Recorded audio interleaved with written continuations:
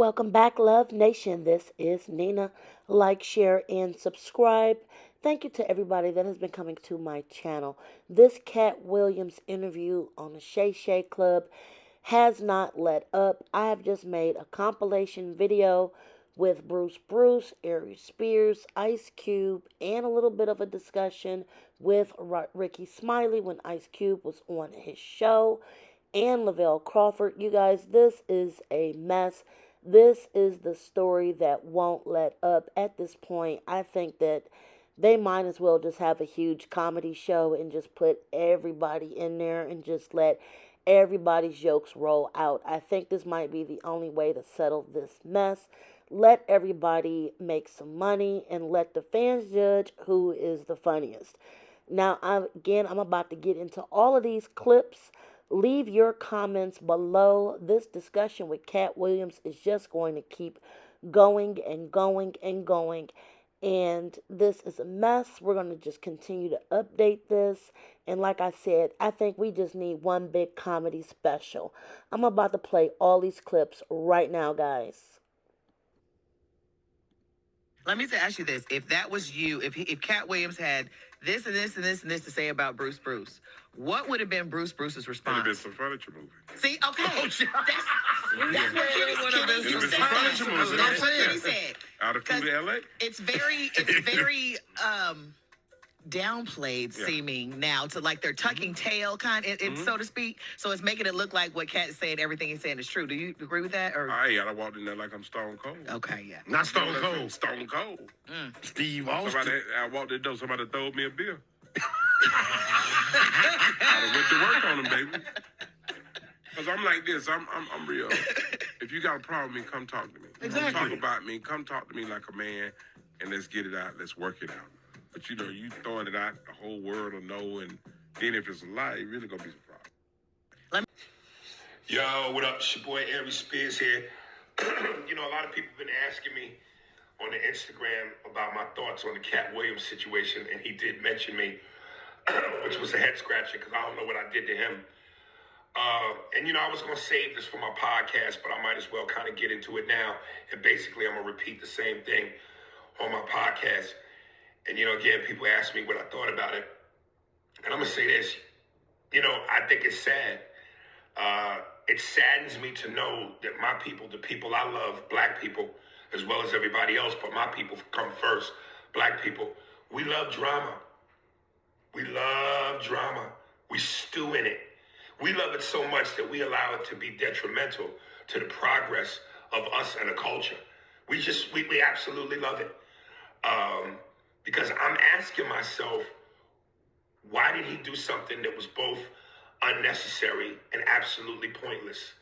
And in reading the comments, it's I can tell we love drama by the shit we say, protect Katt at all costs. We gotta protect Katt. He the GOAT. He the GOAT. And I want to address both those things. All right, number one, the GOAT thing is a useless title. Every comedian, every entertainer, every performer is the GOAT to their fan base. Steve Harvey, Cedric the Entertainer are the GOATs to their fan base. Wanda Sykes, everybody he called out, Ricky Smiley, Kevin Hart, Chris Tucker, they're all GOATs to their fan base.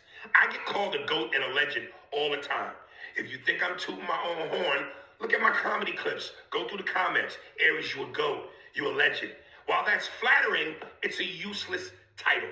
There can only be one GOAT, and his name was Richard fucking Pryor. I remember one of my favorite things to watch was the 30 for 30 with Shaq on ESPN when he was playing for the Orlando Magic. And in his younger days, he goes, when people would ask me, whose team is it? When you're in your 20s, you care about shit like that.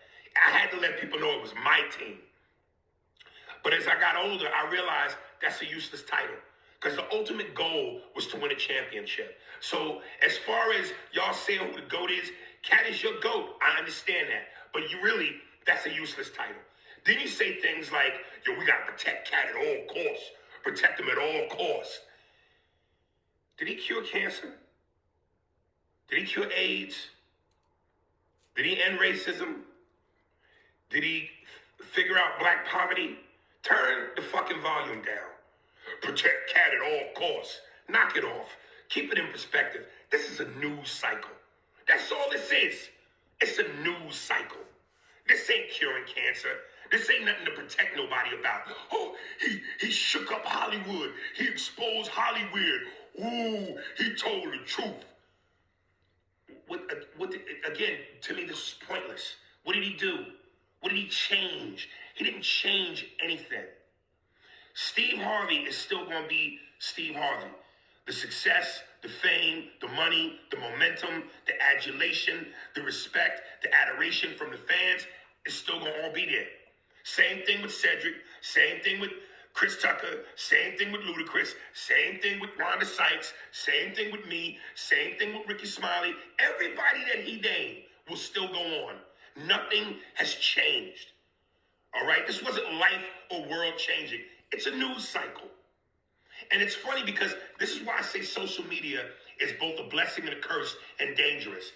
This phone, this device gives everybody a platform. Everybody gets to be heard, which is power. And everybody don't deserve power. I'm reading some of the comments about Kevin, and I'm reading stupid shit like, oh man, Kevin's fan base is turning on him now.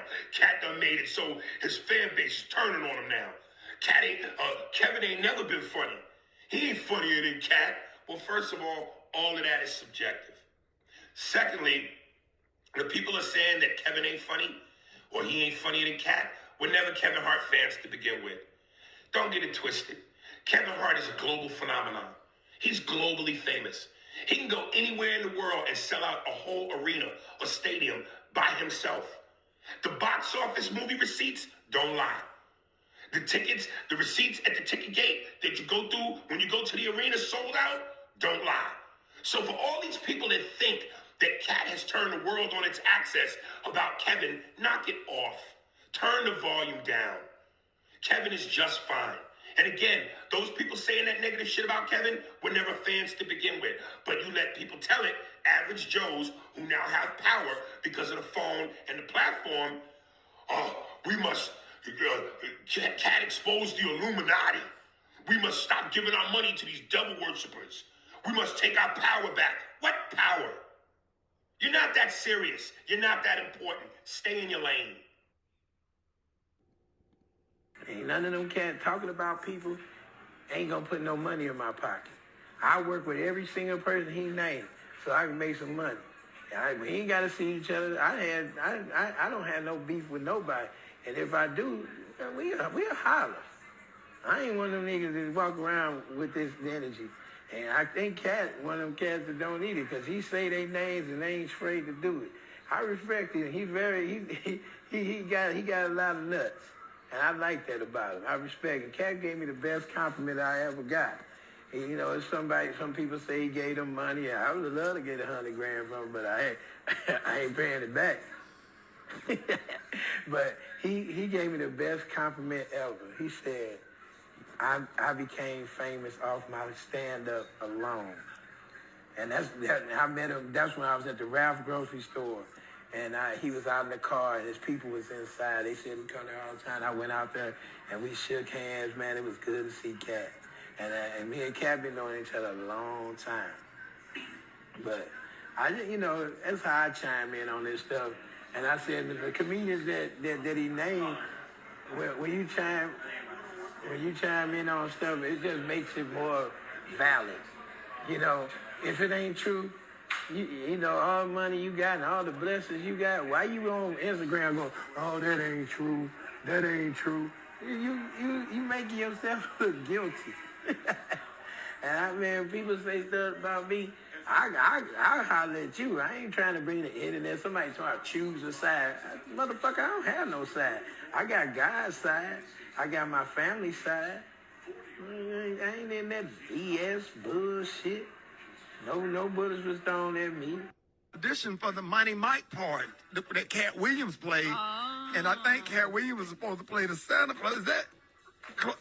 I probably had you audition for a few different parts. Right. You know what I'm saying? Because we want you in the movie. Right. We want to make sure you in this one, and we didn't. cut it out. So we wanted to make sure So hold on, stop right there. that we figured out we got to put him in a part where he's definitely in the movie and we can't cut it out. Put him in the middle. So speaking of... When we bring in a new, comedian, we do have them try out for different roles. So Ricky did give Money Mike a shot. But when we saw him and, we kind of saw how he moved and how he was, auditioning, we decided that he would be a better, Santa Claus, which was, to me, the perfect casting. When we saw Mike, damn, I call him Money Mike. When we saw Katt, when I saw him, I just knew that he was perfect for Money Mike. And, Katt, said he wrote his role, which, the role was written, but he enhanced it. This is why Katt was so dope in the movie. Money Mike had a small role, about as big as the Santa Claus role, but when we started filming, he was giving us such magic that we kept expanding his role and giving him more to do because he was on point. Katt, he wrote a lot of his part because, like I said, he was giving us jewels, so we were keeping the camera rolling. He was coming off the dome. He was coming prepared every day to steal the show. That was his mission. And, that's what he did, with the movie. And it launched his career, And I'm proud of the movie. I'm proud of all the guys who've, come through, Acute Vision Production and went on to do bigger and better things. And look, a lot of people are talking about pay and how much they was paid on these movies that were extremely low budget. Most of these guys work a couple of days, and when you're doing a movie, there's over 100 people working on the movie that need to get paid. Most of them got to get paid every day. And there's pre-production and post-production. Even after you finish with the actors, you got to pay editors and sound people. And my movies are all about quality, so most of the money go up on the screen. I'm not giving you no bullshit. I'm not giving you no low budget, shit you can laugh at because it's so cheap. So, we try to put all the money on the screen. And so any actor that's mad at what they got paid, just look at what you was doing and look at where your career was at the time. Take a look at where it is now. And Friday has something to do with that, I believe. And I put a lot of people in movies, but they ain't never put me in a movie. So you can take that for what it's worth, you know what I'm saying? I've given a lot of these guys opportunities. And I still act, so I'm waiting for a call. I ain't got to produce everything or write everything. I got love for all the comedians that I've worked with. Got, much love for Katt. He spoke up for me a lot. And I just wanted to be clear and clarify some things. And shit, man.